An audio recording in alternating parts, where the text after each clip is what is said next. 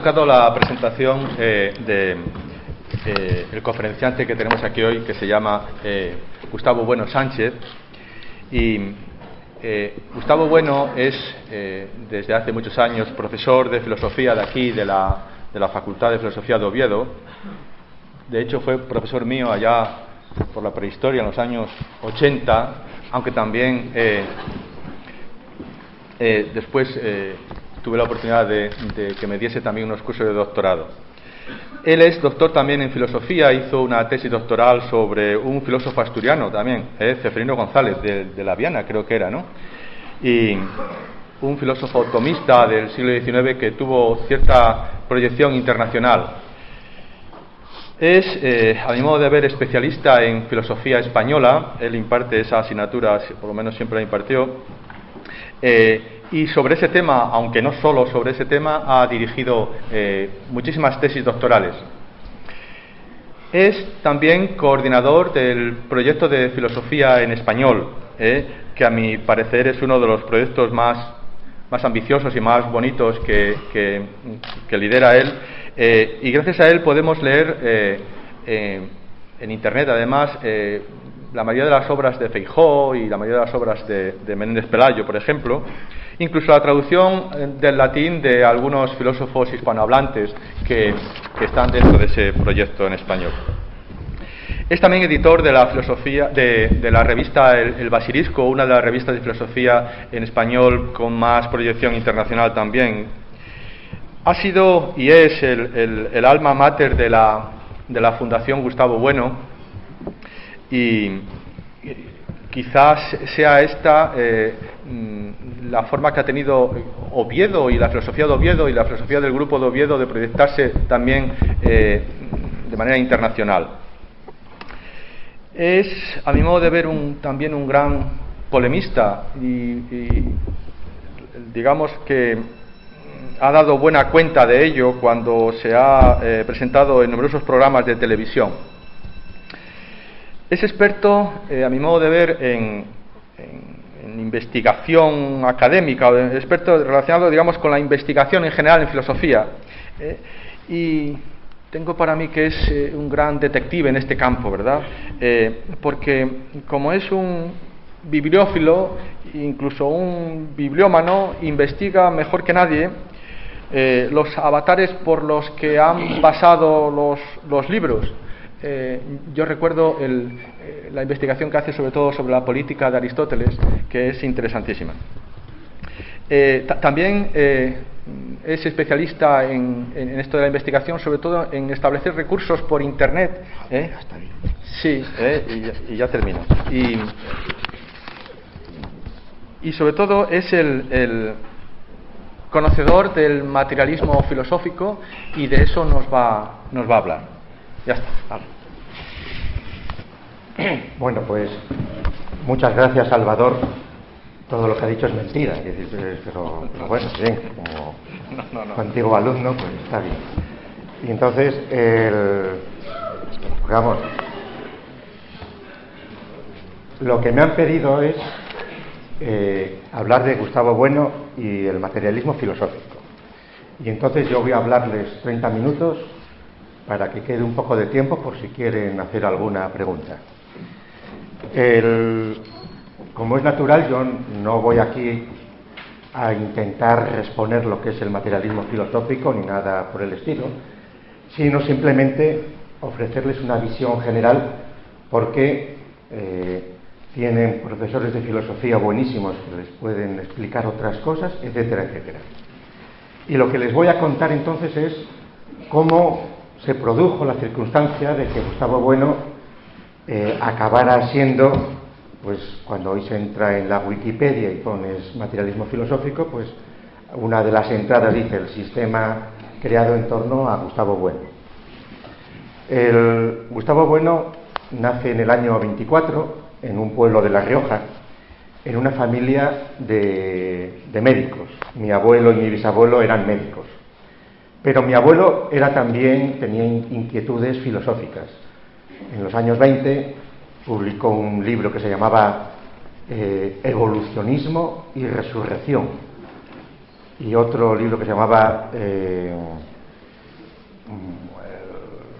la lucha contra el cáncer y algo así. Y uno que era de a la razón, que era un señor católico preocupado por cuestiones filosóficas, y en ese entorno, en un pueblo de La Rioja, pues fue cuando Bueno empezó a crecer en ese ambiente, y seguramente porque tenía también una tía muy católica, fue a un colegio de monjas en el pueblo, y allí les hablaban de la matanza de los curas de México, que pues, toda la persecución de los cristeros en el año 28, 29, cuando Bueno tenía 5 o 6 años, y seguramente uno de los primeros capones que le cayeron fue porque un día le cazaron dibujando todos unos curas y unas monjas colgados, que era lo que había escuchado de la matanza de los curas de México cuando la persecución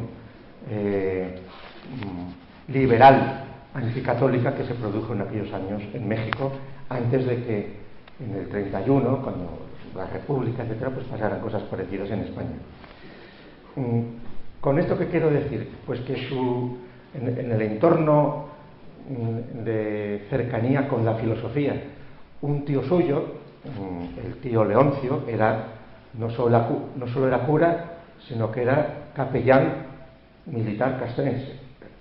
Y por ejemplo, de este tío cura, de don Leoncio, con el que cuando Bueno decidió estudiar, ir a Zaragoza a estudiar, que era donde se estudiaba, no había en La Rioja universidad, y al principio quería que estudiara Derecho, empezó a estudiar Derecho y Filosofía, y luego se decantó inmediatamente por Filosofía, pero ese tiempo vivía en casa del capellán castrense, del cura, que por cierto fue el que le regaló luego una colección de las obras completas de Feijóo, que todavía mantiene la familia, como es natural. Si este micrófono está más cómodo. Bueno, me da igual, soy igual. Bueno. Entonces, no. Nada, Salvador, déjalo, está perfecto esto, no pasa nada.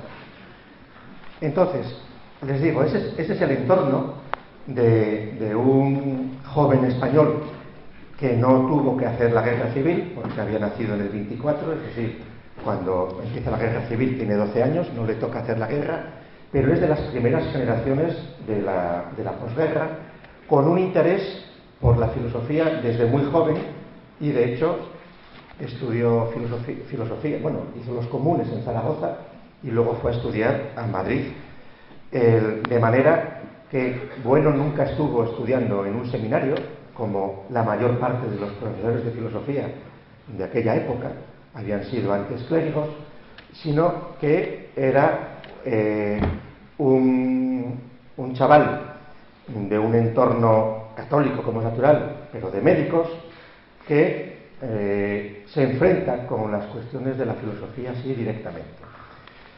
Su tesis doctoral, que la hizo muy joven, con 24 años, pues precisamente era sobre filosofía de la religión, las opiniones modernas o algo así sobre cuestiones de filosofía de la religión. A los 25 años sacó una plaza de catedrático de instituto en la Universidad de Salamanca, y allí estuvo durante 14 años, hasta el año 60, en Salamanca. En Salamanca, en esa época, él escribió varios libros de texto, varios artículos importantes, preocupándose por cuestiones ontológicas, metodológicas de la filosofía también, pero su cambio radical fue cuando en el año 60 viene a Oviedo, o vinimos a Oviedo, porque yo, por mi edad, nací en Salamanca. Al venir a Oviedo se produce un fenómeno curioso, y es que estuvo 10 años enteros prácticamente sin escribir nada. Si vino a Oviedo fue por dos razones principalmente: si vino y si se quedó. Vino a Oviedo, lo normal era que los catedráticos de filosofía, es decir, a los 2 años de venir aquí se pudo ir a Granada, y a los 3 o 4 años se pudo ir a Madrid, pero decidió quedarse en Oviedo. ¿Por qué? Porque prefería el entorno no clerical como el de Salamanca, de Oviedo, sino un entorno más movido por las agitaciones políticas del momento. Que cuenta como anécdota que lo primero que le gustó al llegar a Oviedo por primera vez para ir pues cuando preguntó por la universidad, y los 2 o 3 primeros peatones que preguntó por la universidad no le supieron decir dónde estaba, cosa que en Salamanca era imposible porque Salamanca estaba toda en torno a la universidad. Entonces se queda en Oviedo voluntariamente y toma contacto con todo pues, la agitación obrera de entonces, las huelgas mineras, todas estas cuestiones de los años 60, y necesariamente se enfrenta con el marxismo y se enfrenta con la filosofía oficial soviética, con el Diamant. A finales de los 60 organizaron varios seminarios, y de aquella, el primer libro que después de ese silencio de 10 años publica en el año 70 es El papel de la filosofía en el conjunto del saber. Es una defensa de la filosofía frente a las posiciones ortodoxas del Partido Comunista, que representaba a Manuel Sacristán, que suponían que la filosofía tenía que desaparecer. La filosofía ya, cuando la revolución triunfase, ya la filosofía estaba disuelta en la revolución y la filosofía como tal no interesaba. En el fondo, era la misma tesis que Marx había dicho respecto a Feuerbach, en la tesis 11. Hasta ahora los filósofos solo han hecho que pensar sobre el mundo. Ahora es el momento de cambiarlo. Ahora, una vez cambiado, hecha la revolución, triunfante la revolución, pues ya la filosofía sobraba. ¿Por qué? Porque no interesaba, triunfada la revolución, digamos, un saber crítico que pudiera molestar los principios propios de la revolución. Y la filosofía se convertiría en la revolución en lo que hoy, digamos, quieren convertirla la socialdemocracia del PP y del PSOE, en educación para la ciudadanía europea, por ejemplo. Es decir, no en una disciplina que siempre tiene que estar críticamente observando la realidad sin casarse con nadie, digamos. En este sentido, en el año 72 aparece el libro que se puede considerar fundacional de lo que luego será el materialismo filosófico, que es Ensayos materialistas. En Ensayos materialistas lo que bueno ya se desmarca totalmente del Diamant, de la filosofía oficial soviética, que era la filosofía, digamos, materialista, que tenía más grado de racionalidad, en principio, respecto de filosofías espiritualistas vinculadas a creencias religiosas. Andando el tiempo, todas esas cuestiones se fueron matizando y luego en 3 minutos les contaré las características distintivas y las perspectivas en las que se mueve el materialismo filosófico y la filosofía de bueno. Ensayos materialistas, entonces, se enfrenta fundamentalmente contra el simplismo del materialismo soviético, que en el fondo no había logrado, porque tampoco era tan sencillo, romper las doctrinas que venían del siglo XIX, que Lenin había intentado responder en Materialismo y Empiriocriticismo en 1909, pero sin embargo lo que bueno se dio cuenta es que el simplismo del que se adolecía fundamentalmente era pretender reducirlo todo a cuestiones materiales, reducirlo muchas veces a corporeísmos o reducirlos a psicologismos. La principal novedad que supone Ensayos materialistas es distinguir 3 géneros de materia ontológicamente definida, donde y aquí viene una de las dificultades que siempre sucede con cualquier cuestión filosófica. Filosofar siempre es filosofar contra alguien. La filosofía siempre se construye a la contra de lo que han dicho otros. De ahí que una de las confusiones que puede tener una persona joven, como son ustedes, es que la filosofía, además tal como se enseña o como se quiso que se enseñara durante el franquismo en la forma de historia de la filosofía, claro, la historia de la filosofía viene a ser una historia de todas las aberraciones que se les han ido ocurriendo a una serie de señores que se les coloca dentro de un libro que se pone Historia de la Filosofía. Claro, eso es algo parecido a lo que sucede también cuando se habla del materialismo como si fuera una continuidad que viene desde Grecia hasta nuestros días. Son simplificaciones peligrosísimas que lo que provocan muchas veces es la confusión en la gente y el decir, no, estas son cosas muy complicadas, ¿para qué lo quiero saber? Bueno, en realidad, quienes se creen que es así es porque han sido víctimas un poco de lo que intentan muchos enemigos de la filosofía, que es confundir las cuestiones filosóficas con discusiones de escuela, con discusiones internas, que están a otra escala de la que necesariamente tiene que tener cualquier persona. Porque lo que se da por supuesto aquí es que toda persona civilizada, que sabe hablar y escribir, toda persona que hace el bachillerato, he visto los carteles que han hecho por aquí, magníficamente dibujados por Méndez, que está aquí, del cómic que él hizo hace el panfleto materialista. Es decir, Bueno siempre defendió que la filosofía tenía que estar a una escala de la filosofía del bachillerato. La filosofía es la dotación que tiene que tener todo ciudadano al que le van a soltar para enfrentarse con la sociedad. Ese planteamiento, a su manera, era el que tenía también el franquismo. Cuando la filosofía se introduce en el bachillerato es en el año 37. ¿Contra quién? Contra la propaganda comunista, fundamentalmente. Es decir, el único modo de competir contra la ideología que la Unión Soviética está exportando es formar filosóficamente a los jóvenes. Pero, como dirán los ideólogos de entonces, como no hay ninguna filosofía que nos convenzca, ni siquiera la católica, porque esto lo hacen en el 37, ideólogos que no eran especialmente religiosos, lo que dicen, lo mejor es estudiar la historia de la filosofía, que es entendida como la historia de la heterodoxia que se ha ido sucediendo durante 25 siglos hasta nuestros días.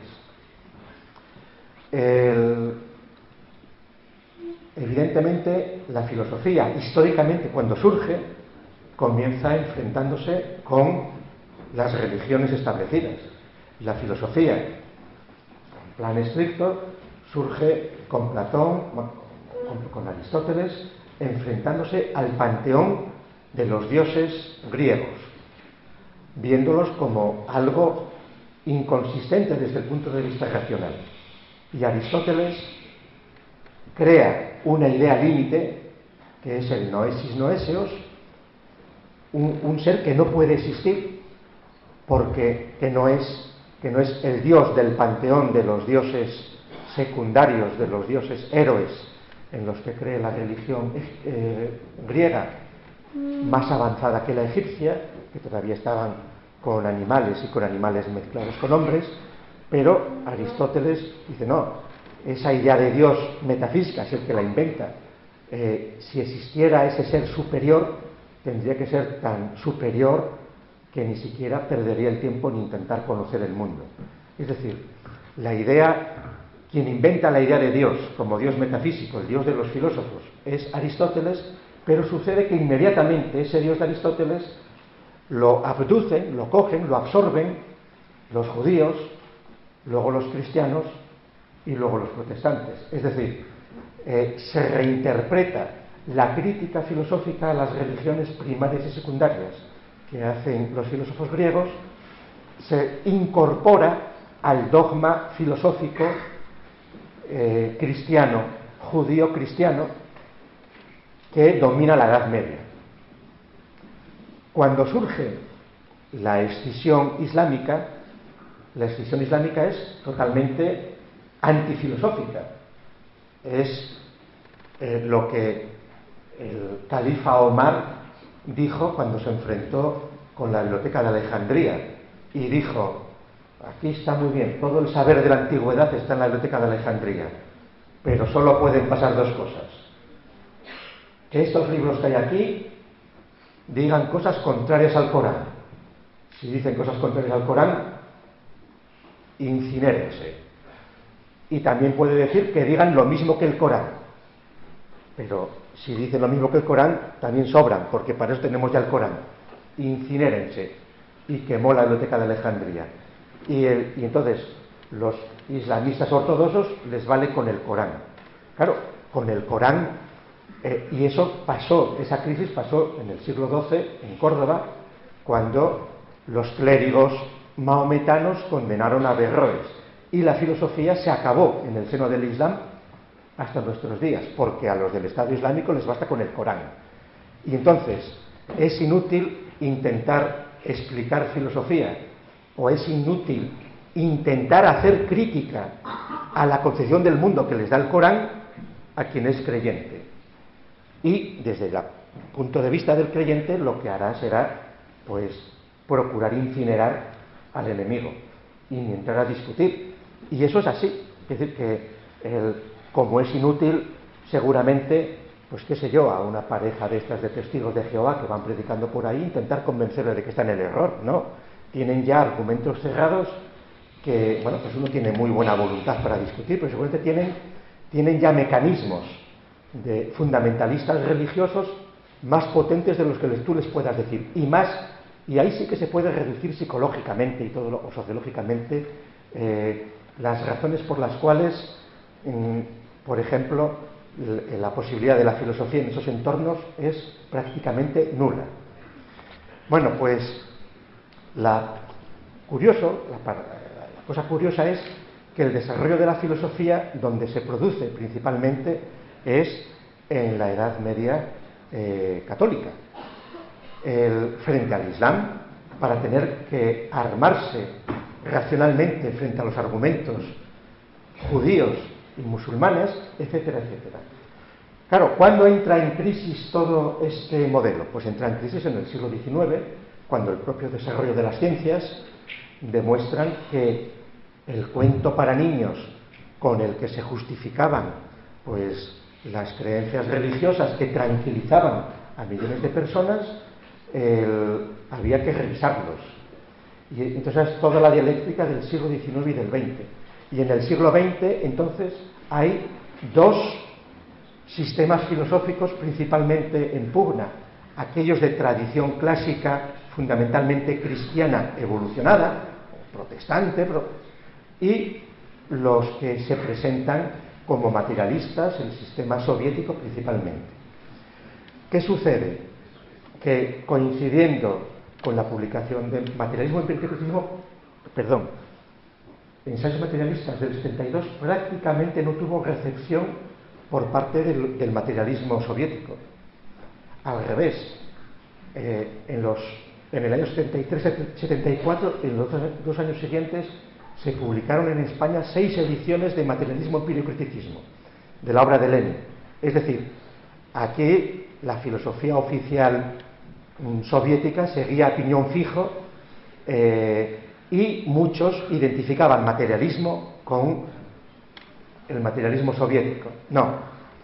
Bueno, de hecho, hace 10 años, en un libro que se llama La fe del ateo, simplificó la definición de materialismo y de materialismo filosófico de la manera más clara, para intentar evitar toda la pérdida de tiempo escolástica y todas las discusiones necesarias, digamos, técnicamente, filosóficamente, para poder responder y para poder mantener las discusiones a un plano, digamos, profesional, erudito, de filósofos, de profesores de filosofía, pero que impedía entender en qué se diferenciaba el materialismo filosófico del resto del materialismo. El materialismo, el nombre materialismo, las filosofías materialistas, se oponen fundamentalmente a las espiritualistas, y también el materialismo es un término que surge en el siglo XVII-XVIII, pero que en el siglo XVIII y XIX el materialismo se identifica prácticamente con ciencia y con positivismo. El ataque al materialismo viene fundamentalmente en nuestra tradición por parte de las posiciones católicas, el materialismo enfrentado al espiritualismo. Bueno, la definición que hace 10 años da, bueno, más sencilla, de todo lo que tienen en común los materialismos materialismo es aquel sistema que niega la existencia o la posibilidad de existencia de seres vivos incorpóreos. Así de sencillo. Es decir, no caben espíritus que nos hablen, que estén vivos, que puedan comunicarse. Dicho de otra manera, cuando el eslogan de la Universidad Nacional Autónoma de México dice: por mi raza hablará el espíritu, es pura metafísica, es una fantasía. Ningún espíritu puede hablar, porque para hablar hay que tener cuerpo, y para tener cuerpo hay que estar vivo. Es decir, no hay fantasmas, no hay espíritus, no hay ángeles incorpóreos vivos, etcétera, etcétera. Entonces, ahí el materialismo, a esa escala, se permite enlazar varias tradiciones del materialismo, no todas. Bueno, en esa definición de hace 10 años dice: el materialismo filosófico no tiene prácticamente nada que ver con toda la tradición materialista anterior, solo el nombre. ¿Por qué hemos mantenido el nombre de materialismo filosófico? Pues porque, como mínimo, te disocia de los espiritualismos. Bien, entonces, termino. El materialismo filosófico hoy, como sistema filosófico, es un sistema filosófico que tiene 3 enemigos principalmente, que son los 3 fundamentalismos que hoy dominan ideológicamente. El fundamentalismo religioso. El fundamentalismo religioso, que en el caso de la filosofía cristiana o católica está de capa caída, han tirado la toalla prácticamente, pero que sigue con todo su vigor en el fundamentalismo islámico. El fundamentalismo científico, es decir, cuando las ciencias, que hasta mediados del siglo XIX se identifican con la filosofía, una vez que se han constituido como categorías independientes, creen que están en condiciones de dar respuestas a todo, y no. Un químico puede dar respuestas a cuestiones de química, o un meteorólogo nos puede decir cosas del tiempo, pero hasta ahí hemos llegado. Y hay otro montón de disciplinas que no son tan claras como las positivas científicas, sino que son políticas, que son prudenciales, y donde ahí no han cambiado las cosas tanto en 25 siglos. Seguimos con la terminología y con la situación propia de las sociedades de las que somos herederas. Y el otro fundamentalismo es el fundamentalismo político. El fundamentalismo político, que es el que domina hoy al narcisismo de los políticos, que compite con los científicos. Los políticos necesitan a los científicos porque los científicos hoy son los mercenarios de los políticos. Los políticos les pagan para hacer comisiones de expertos para que justifiquen lo que ellos quieren decir. Bueno, entonces hay una alianza ahí entre científicos y políticos, pero hoy día somos víctimas de todo el fundamentalismo. Entonces, los políticos quieren acabar con la filosofía, empezando por la Unión Soviética y empezando por el marxismo, siguiendo con la socialdemocracia, porque les es incómoda. Los científicos la consideran ya, desde su estupidez categorial, como algo, como una anciana a la que hay que agradecer sus servicios. No, la crítica a la filosofía de la química o a la filosofía de la geología la tienen que hacer geólogos o químicos, tienen que saber de la disciplina, pero la tienen que hacer con instrumental filosófico, como tenemos ejemplos en nuestro entorno, porque no basta con una crítica sociológica o psicológica, no. Entonces, el reto del materialismo filosófico y de la tarea que nosotros hacemos aquí desde Oviedo es, en español, porque las filosofías necesariamente se hablan en una lengua y se piensan en una lengua, en español, mantener y construir cada vez con más potencia una filosofía en español, que es el materialismo filosófico, y que su autor principal es Bueno, pero que aunque Bueno murió en el mes de agosto, pues sigue vivo. Ayer, sin ir más lejos, dio una conferencia Luis Carlos Martín Jiménez, que me sirve para ponerles el ejemplo final para que vean la importancia del español. Ayer habló Luis Carlos de filosofía de la moneda y la contrapuso a la filosofía del dinero, diferenciando moneda y dinero. El que quiera verla la tiene ya en YouTube. ¿Qué sucede? Que en inglés les es difícil hacer una diferencia de la filosofía de la moneda y del dinero, porque los ingleses, porque su idioma para algunas cosas es mucho más tosco, solo utilizan money para dinero y para moneda. Y entonces a un inglés dirá, no, yo lo tengo muy claro, el dinero y la moneda es money. Pues vale. Entonces, la pobre víctima del sistema corrupto educativo actual que esté con la educación bilingüe y diga, no, son especulaciones de los filósofos. Es lo mismo la filosofía de la money philosophy, que es lo mismo que la del dinero. Pues no. Mirad los 10 minutos de la conferencia de Luis Carlos, y entonces, si los ingleses no distinguen entre filosofía del dinero y la filosofía de la moneda, peor para los ingleses. ¿Qué se le va a hacer? Que se lo hagan mirar. Pero lo que no hay que negar es, y por supuesto, esa conferencia de Luis Carlos de ayer, si la ve un economista la pondrá a parir. Si la ve un numismático la pondrá a parir, pero peor para ellos. Es decir, los filósofos estamos acostumbrados a que nos pongan a parir, peor para ellos. Lo que procuramos es que no nos quemen o que no nos echen de la ciudad, pues o que no nos hagan tomar la cicuta, que es la tradición histórico-filosófica. Pues nada, muchas gracias al Instituto Femenino, que ahora lo llaman Aramo, porque han dejado entrar a varones. Pero vamos, es decir que yo me acuerdo cuando se inauguró este centro hace 50 años y mi hermana era de la primera promoción, y entonces me alegra mucho estar aquí, y muchas gracias a Salvador, a Manuel y al Departamento de Filosofía por organizar esta sesión, y a todos ustedes por aguantarme. Y si tienen alguna pregunta, aquí estoy.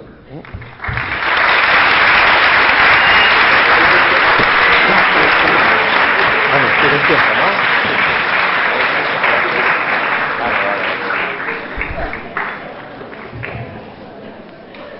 Bueno, ahora si algún alumno o profesor quiere hacer una pregunta, le paso el micrófono. Decía que si algún alumno o profesor quiere hacer alguna pregunta, le paso el micrófono.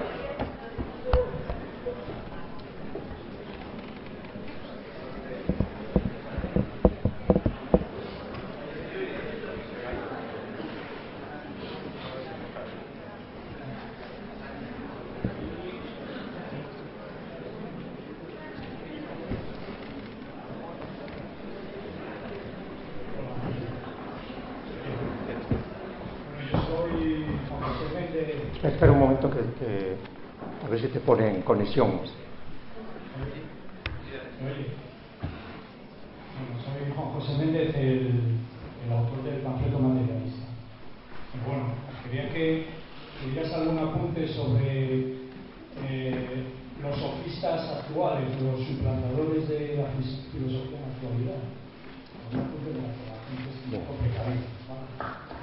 Bueno, si me permites, Méndez, él es el autor del panfleto materialista. Los sofistas actuales de la filosofía en muchos casos son profesores de filosofía.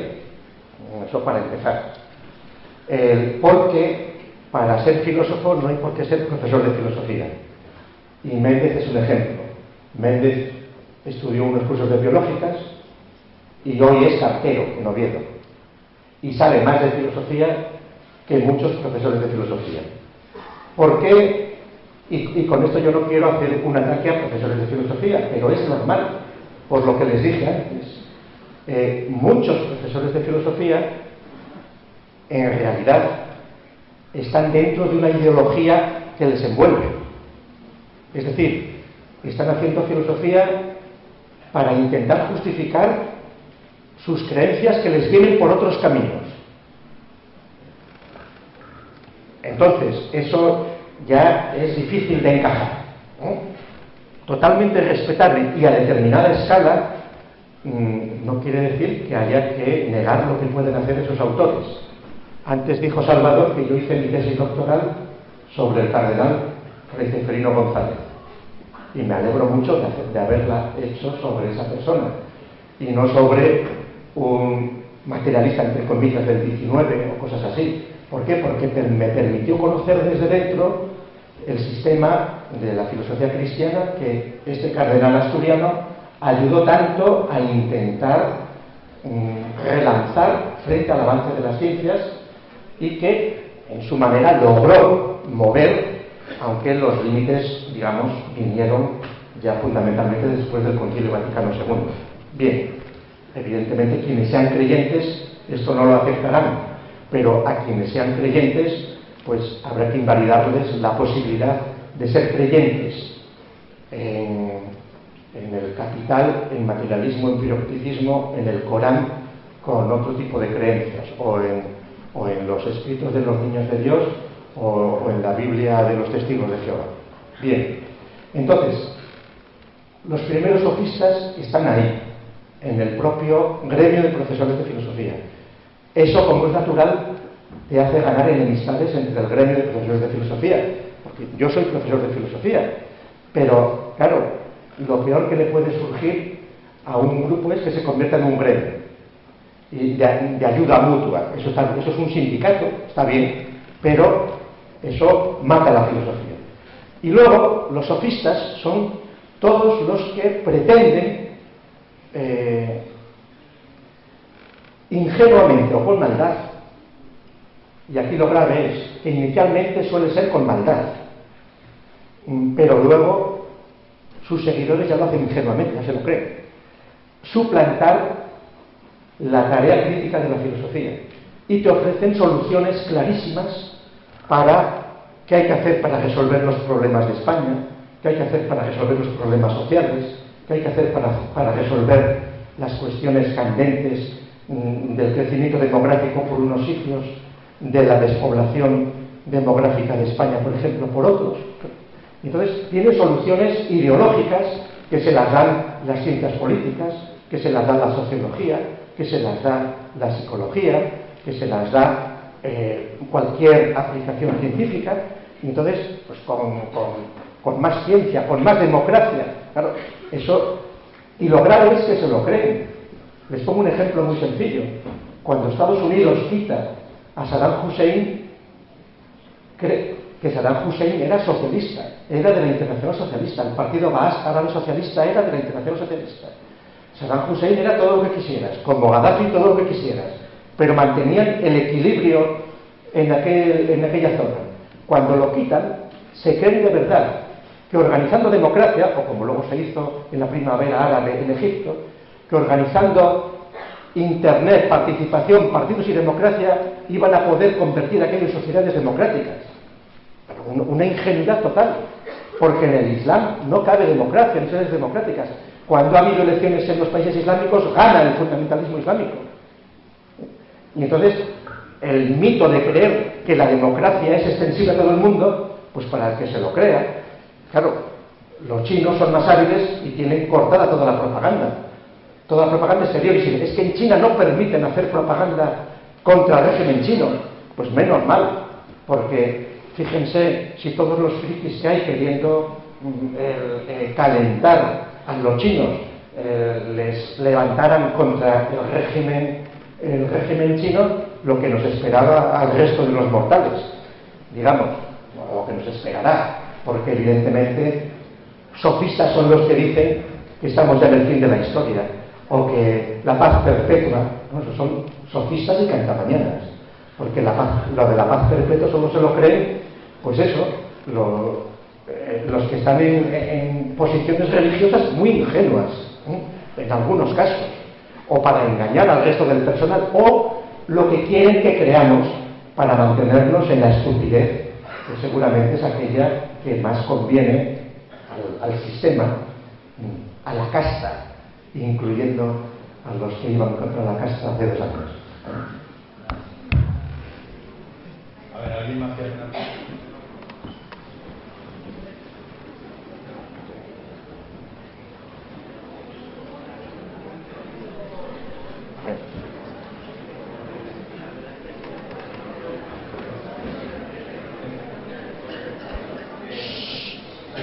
Hablaste de que la filosofía, cuando está dos partes teniendo como una discusión, que cuando dos partes están debatiendo si una cosa es verdad o eso, ahí es filosofía, pero lo que tengo duda es cuando esa discusión ya no es filosófico, cuando deja de serlo.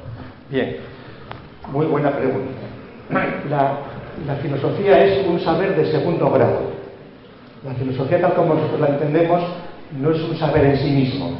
La filosofía no puede dar recetas ni soluciones para nada.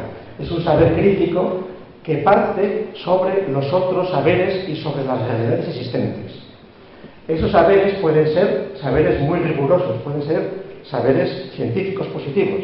Es decir, quien se ponga a dudar ahora sobre los teoremas matemáticos, o las leyes, pues nada, peor para él, ¿qué se le va a hacer? Ahora, en buena medida, quien ha demostrado, en buena medida, que hay verdades que son definitivas en determinados escalas del conocimiento, es la crítica filosófica que se ha hecho de esas cosas. Pero entonces, partiendo de los saberes firmes, algunos, no todos los saberes de las ciencias son firmes, algunos saberes de las ciencias son firmes, y sobre todo de algunas ciencias, no de todas. Partiendo de ahí, la filosofía, su tarea es de crítica, pero también de crítica a los saberes y a las realidades de nuestro presente. Es decir, la filosofía, como saber de segundo grado, no puede quedarse solo con el saber científico, tiene que quedarse con el saber religioso. Tiene que saber, por ejemplo, la filosofía, que aunque neguemos que existan seres espirituales vivos, incorpóreos, con eso no acabas con la religión. ¿Por qué? Porque las religiones no tienen que ver con Dios. Las religiones vienen mucho antes de la idea de Dios. Y entonces, es ridículo lo que hizo, por ejemplo, la crítica ilustrada y que luego heredó la Unión Soviética a la religión como si fuera un engaño psicológico o sociológico de los sacerdotes. La diferencia entre el opio del pueblo que decía Marx y que decía Lenin. La religión es el opio del pueblo, o bien que se lo da el pueblo a sí mismo para soportar como una droga lo que viene, o que le engañan. No, la religión es la realidad que está ahí. Denme un minuto y cumplimos la ley inexorable del timbre. Por eso el materialismo filosófico tiene una teoría de la religión firme, filosófica, superior, y hasta ahora no ha habido nadie que la haya discutido con rigor, o que haya superado de forma más potente y filosófica esa doctrina filosófica de la religión, porque no es una simplificación psicológica o sociológica como hacían los otros. No, la religión es una realidad que está ahí, que de 7.000 millones de hombres que hay en la Tierra, 5.500 millones son religiosos, y eso no puedes mirar para otro lado, eso hay que entenderlo. Y entonces hay que entenderlo y procurar explicarlo donde te dejen explicarlo, porque, vuelvo a decir, en el Estado Islámico no puedes ni cuestionarlo. La situación de degeneración que en Occidente se produce por la de, digamos, degeneración es una broma, la pérdida, la desaparición de la Inquisición, por decirlo así, pues permite que se pueda hacer esa crítica, y que incluso se ha producido un fenómeno muy curioso. Algunos creyentes, filósofos creyentes católicos, han intentado armonizar la teoría materialista de Gustavo Bueno en el Animal Divino con el dogma católico, diciendo no, perfectamente se puede armonizar, porque todo esto que dices es verdad, las religiones vienen de los animales, los cursos, todas estas cosas, pero ¿en qué momento tiene la idea de Dios? Y es verdad también que Aristóteles se inventa a Dios, etcétera, pero ¿cuándo se produce esto? Pues ahí ya te meten un elemento gratuitamente, pues suprahumano. Vale, si te quedas contento, oye, pues no pasa nada. Es decir, no, en absoluto hay que pretender que todo el mundo sea filósofo.